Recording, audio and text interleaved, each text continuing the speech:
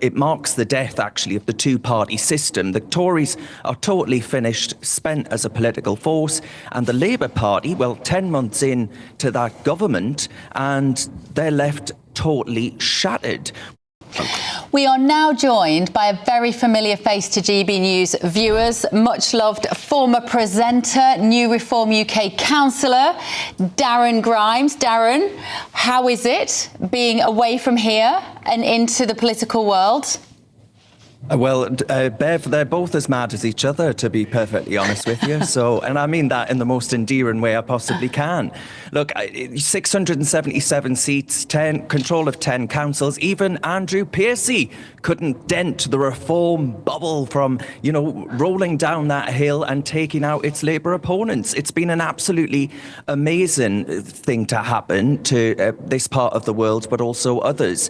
I think actually it marks the death, actually, of the two-party system. The Tories are totally finished, spent as a political force, and the Labour Party, well, 10 months in to that government, and they're left totally shattered. We're the contenders now across the Midlands and the North, and you look at the poll today out about Wales, Labour could be finished in Wales too. This is nothing short of actually an extinction-level crisis for the Labour Party.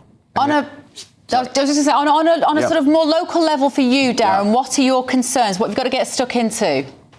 Well, look, we have a pothole every mile that you can go down. So, one, fill in those bad boys. And that doesn't include actually hiring electric JCBs, which increase the cost of filling in a pothole. I'd quite like the potholes to be filled, even if it means not meeting our net zero commitments. I don't know about you, Bev. All of these commitments, as far as net zero and DEI and all these other issues are concerned, we're going to ignore all of them. We're going to focus on delivery for people. And that means actually focusing on the pound and the pence that's massively stretched at the moment, not on these pet projects that Labour and the Tories have focused on for far too long. OK. Right, so now stay with us, Darren, because we've got a new poll which suggests the Tories can only defeat Reform UK and Nigel Farage if they bring back Boris Johnson as leader. He's not even an MP, of course, at the moment. But can the Tories stop reform at all? Let's bring in former Tory parliamentary candidate for Stevenage, Alex Clarkson, who is a councillor, and with Darren Grimes. Alex, morning to you.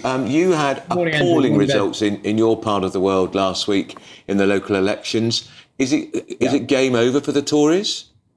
No, not at all. Look, I mean, I think it's evident that the lesson we learned from these local elections. I mean, if you take Hertfordshire, where I campaigned, it was one of the best counties in England. It was rated that by an independent report. It had a great reputation, but that wasn't what people voted for last week. They voted for the issues, those people's priorities. It was net zero. It was immigration. I was on the doorsteps across the county. People are fed up with it. They always start they always start their comment with, "I am not racist, but ... We've got asylum hotels in Stevenage. They're causing real pressure on kind of housing, on health, on education. So I think that was clear. Using the internet without a VPN, a virtual private network, is a bit like taking to the road without car insurance. All it takes is one unlucky moment to cost you a lot of cash. This video's sponsor is Private Internet Access. They are the VPN to help keep you safe. Click the link in the description below to find out why over 30 million people have downloaded PIA to protect themselves online. A virtual private network is an app that hides your IP address and helps keep your data private. When you're browsing the internet at home, you give up a large amount of data to businesses, to shops, and indeed to social media giants too. Hackers have the ability to steal your personal data with ease, including sensitive information such as passwords, keystrokes, and even your personal photos. Private Internet Access helps protect your personal data by encrypting your internet connection to keep your data out of the hands of cyber criminals. And it's not just hackers either to be concerned about. Information can be censored too. When Canada passed their C18 bill, social media giants decided to ban news content on their platforms. But PIA can protect your ability to consume the news and content you love. Private Internet Access is available for Windows users, Mac OS, Android, Linux, iOS, and you can use one PIA subscription to protect an unlimited amount of devices. And we've got a huge GB News discount for you too. Click the link in this video's description and you'll get a massive 83% off PIA. That's under £2 a month, the price of a coffee, and you'll get an extra 4 months completely free on top. Also, there's a 30-day money-back guarantee too. Visit piavpn.com/GB News to start protecting yourself digitally today. You know, Kemi met with activists at the weekend down in Hertfordshire, and she admitted she needs to get on with renewal far quicker. But no, this isn't the death of the Tory party at all. And in fact, in Hertfordshire, where people voted reform, what they've got in County Hall now in Hertford is a Lab Lib Green administration, which is totally against what I believe in and what Darren believes in too. So no, the Tories have got a role to play, and they will be playing it. The idea, though, Darren, that bringing back Boris Johnson could save the Conservatives, I mean, I think that's absolutely delusional. Do you? Yeah, I do. I mean, 2 points there, Bev, just really quickly. First of all, the idea that, voting reform just lets in other parties or coalitions. Well, look at North Tyneside, right, where the mayoralty, actually reform came second, very, very close, and to the Labour Party. And it was actually the Conservative vote that ensured that Labour squeezed through. So I don't accept that. I think you vote reform, you get reform. But secondly, on the Boris Johnson point, he was responsible for pushing through net zero with gusto. Of course, it was signed into law by Theresa May, but Boris Johnson went hell for leather with it.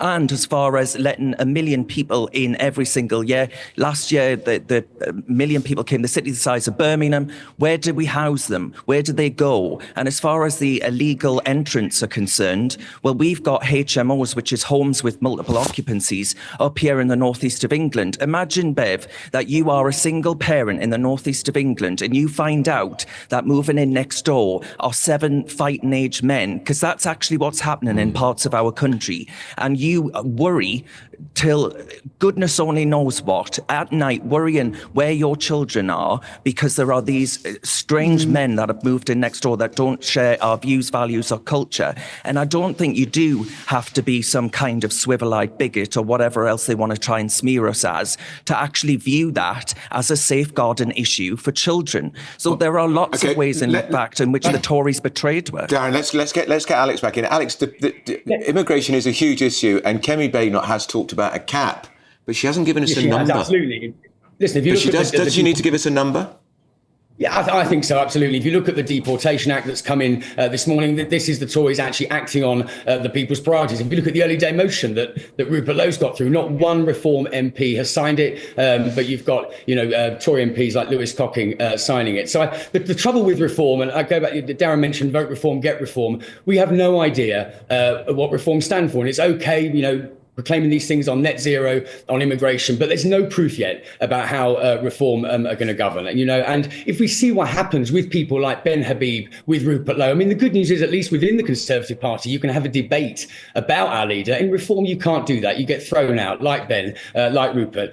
Donna Edmonds, she got, elected reform. She's already left the party already. She said, I thought I was joining a party. It's actually a cult. Rupert Lowe says in reform, there's space for only one, and it is Nigel Farage. And I think, yes, people have voted for reform, but I think the best thing to judge is if we come back here in 6 months and let's see how reform have governed in these places up in the north. Because I'll say they won't be able to open the asylum hotels. It's fine saying we'll bring court cases, but they're in till 2029, these contracts for the hotels. I know that from the research I've done in Stevenage. The fact of the matter is that we taxpayers' money funding these court cases, and they will lose against the government. What we need to do in Parliament is Conservatives and Reform work together in opposition to try and come up with a proposal. And that's why I do hope that Reform supports our deportation bill and supports one of its ex. Rupert Lowe's done incredible work. He's written more letters than any other MP.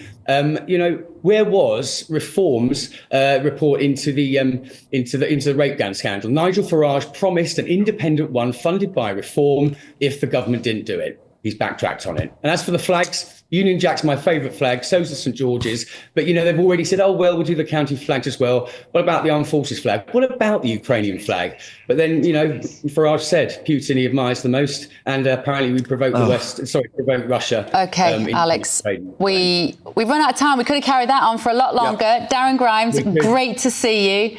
Alex Clarkson, thank you so much.